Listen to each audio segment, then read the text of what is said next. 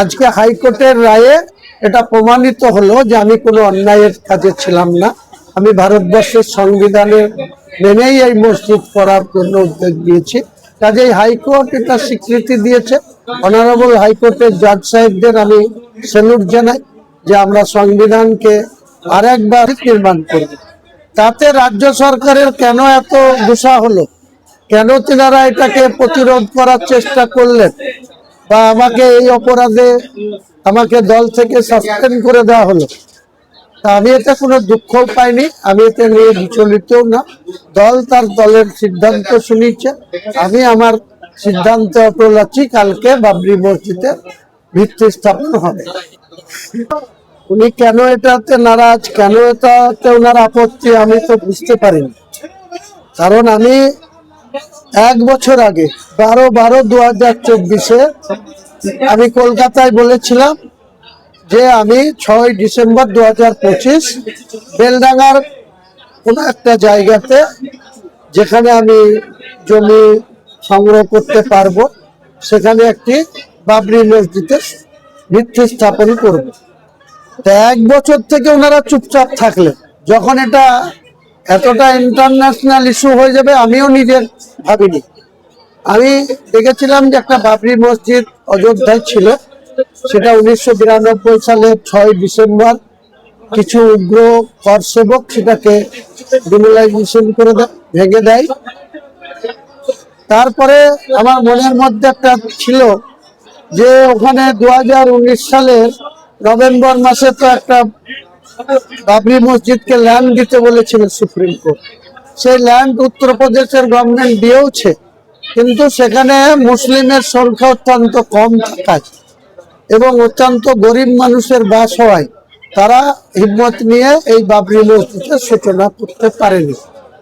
তাই আমার মনে হয়েছিল যে পশ্চিম বাংলায় 37-38% মুসলমান বাস করে, মুর্শিদাবাদ জেলায় 72% মুসলমান বাস করে।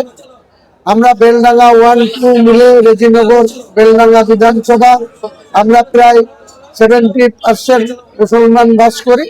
সেখানে আমরা কোনো অমুসলিমকে কোনো প্রেসার দিতে চাই না, তাদের কোনো ক্ষতিও চাই না, তাদের বিরুদ্ধে কোনো আমাদের বক্তব্যও নেই। কিন্তু আমরা একটা বাবরি মসজিদ নির্মাণ করব। তাতে রাজ্য সরকারের কেন এত গুসা হলো, কেন তিনারা এটাকে প্রতিরোধ করার চেষ্টা করলেন, বা আমাকে এই অপরাধে আমাকে দল থেকে সাসপেন্ড করে দেওয়া হলো, তা আমি এতে কোনো দুঃখ পাইনি। আমি এতে নিয়ে বিচলিতও না। দল তার দলের সিদ্ধান্ত শুনিয়েছে, আমি আমার সিদ্ধান্ত অটল আছি। কালকে বাবরি মসজিদে ভিত্তি স্থাপন হবে। মুখ্যমন্ত্রী মমতা বন্দ্যোপাধ্যায় কিন্তু একাধিক জায়গায় জগন্নাথ ধাম থেকে শুরু করে একাধিক জায়গা থেকে মন্দির বানিয়েছে হিন্দু সম্প্রদায়ের জন্য। তাহলে আজকে আপনি মুসলিম সম্প্রদায়ের নেতা হয়ে আপনি যে মুসলিম সম্প্রদায়ের জন্য বাবরি মসজিদ তৈরি নির্মাণ করছেন, সেখানে তো রাজ্য সরকার আপনার সাড়া দেওয়া উচিত। তাহলে কি আজকে মুসলিম সমাজ তাদের যোগ্যতা মনে করছে? এটাই তো ওনার দ্বিচারিতা। কারণ উনি ঈদের ময়দানে যাবেন হিজাব করে, যেটা মুসলিম সমাজের ঈদের ময়দানে কোনো মহিলাদের যাওয়াই নিষেধ আছে। সেখানে একজন অমুসলিম মহিলা হয়ে উনি রেড রোডের ময়দানে গিয়ে বলবেন মুসলমানরা আমাদের তেল গায়। এটা যে কত ছোট হতে হয় আমাদেরকে। কিছু স্বার্থলেশী মৌলানা মানুষ আছে, তারা জিনে আজম পশ্চিম বাংলার মুখ্যমন্ত্রী, তাই তেনাকে সেখানে অ্যালাউ করেন। আমি উনিও কোনো কথা বলতে চাই না, কিন্তু আমাকে অনেক রকম ভাবে প্রেসার করা হয়েছিল যে এটা যাতে আমি না করি, এখান থেকে যাতে সরে আসি। কিন্তু আমি বলেছিলাম কোনো অবস্থাতেই আমি এই জায়গা থেকে, এই সিদ্ধান্ত থেকে সরে আসবো না। আজকে হাইকোর্টের রায়ে এটা প্রমাণিত হলো যে আমি কোনো অন্যায়ের কাজে ছিলাম না। আমি ভারতবর্ষের সংবিধানের মেনেই এই মসজিদ করার জন্য উদ্যোগ দিয়েছি। কাজেই হাইকোর্ট এটা স্বীকৃতি দিয়েছে। অনারেবল হাইকোর্টের জাজ সাহেবদের আমি স্যালুট জানাই যে আমরা সংবিধানকে আরেকবার, দ্বিতীয়বার আমরা নতুন করে মুসলমান সমাজের মানুষ স্বীকৃতি পেল। কিছু সম্প্রদায়ের মানুষ তারা মন্তব্য করছিলেন আপনি যখন দলে ছিলেন, দলটাকে আপনাকে যখন সাসপেন্ড করা হলো, কিছু সম্প্রদায়ের মানুষ তার আগে বলছিল যে এটা 26-এ ভোট ব্যাংকের রাজনীতি, আপনি সাসপেন্ড হয়েছেন, এখন কি বলবেন?